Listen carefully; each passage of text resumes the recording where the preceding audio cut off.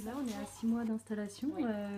Comment ça marche pour vous? Ça va, ça dépend des jours. Hein. Il y a des moments où on est complet quasiment toute la journée, des moments où on a un peu moins de monde, c'est un peu normal. On est très dépendant du temps. Ah Quand oui. il fait très beau, on a moins de monde que quand il fait moins beau. Forcément, les gens ont envie d'être au chaud à l'intérieur. Les 3 premières semaines, quasiment, on était complet en permanence. Et puis voilà, le samedi, surtout, c'était de la folie. On avait la queue, on avait, je crois, 25 personnes qui faisaient la queue alors qu'il pleuvait. Il y a un samedi, mais il pleuvait des cordes. Il y en avait des gens qui attendaient 1 heure dehors, quoi. Donc du coup, ça s'est un petit peu tassé. C'est Oui, pas plus mal. Oui, c'est tassé. Après, c'est vrai que le samedi après-midi, souvent, on a quand même tout. D'accord. Bonjour. Tac. Hop là, je bois un coup. Ouais, bois un coup. Bois un coup.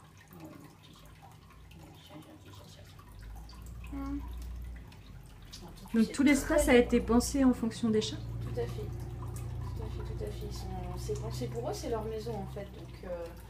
Donc forcément, l'espace est adapté pour les chats, pour leur bien-être en fait, puisqu'ils habitent ici 24 heures sur 24.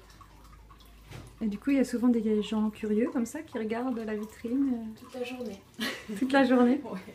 Oui, très souvent. Après, parfois ils rentrent, parfois ils rentrent pas. Des fois ils reviennent un peu plus tard, mais on a beaucoup de gens qui passent à pied ou même en bus. On a pas mal de lignes de bus qui passent devant et qui viennent voir les chats parce qu'ils sont arrivés. On est tombé il y a un peu plus d'1 an sur le café, le bar à chats de Montpellier et on a trouvé que l'idée était super. Vous faisiez quoi? Donc j'étais enseignant-chercheur en chimie à Lille, ce qui n'a absolument rien à voir avec ce que je fais aujourd'hui. Et on voulait monter en fait un café culturel, un café scientifique à la base.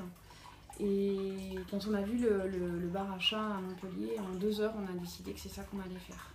Déjà, moi j'ai toujours aimé les chats, donc forcément ça me permettait voilà, de travailler avec eux au quotidien, ça je trouvais ça super. Et il y a quand on a vu le bar à chats de Montpellier, on s'est rendu compte qu'il y a vraiment quelque chose de particulier, une atmosphère très particulière quand il y a les chats. C'est-à-dire que les gens qui ne se connaissent pas, qui sont à côté, vont se mettre à discuter parce qu'il y a un chat qui fait un truc ou quoi, il est joli celui-là, oui c'est vrai, moi j'en ai un comme ça, non. Et voilà, les conversations comme ça s'entament et je trouve qu'il y a une création de lien social qui est absolument fabuleuse grâce aux chats. En fait. Moi c'est la 4e fois que je viens effectivement, oui. Et avec grand plaisir. Le thème était m'appeler parce que je suis passionnée par le Japon, en fait tout ce qui est un peu asiatique. Et le problème, c'est que je désespérais d'avoir la même chose en France. Comme c'est bien sûr, les nekobars sont typiquement japonais. Et je me disais, pourquoi est-ce que ça ne vient pas en France?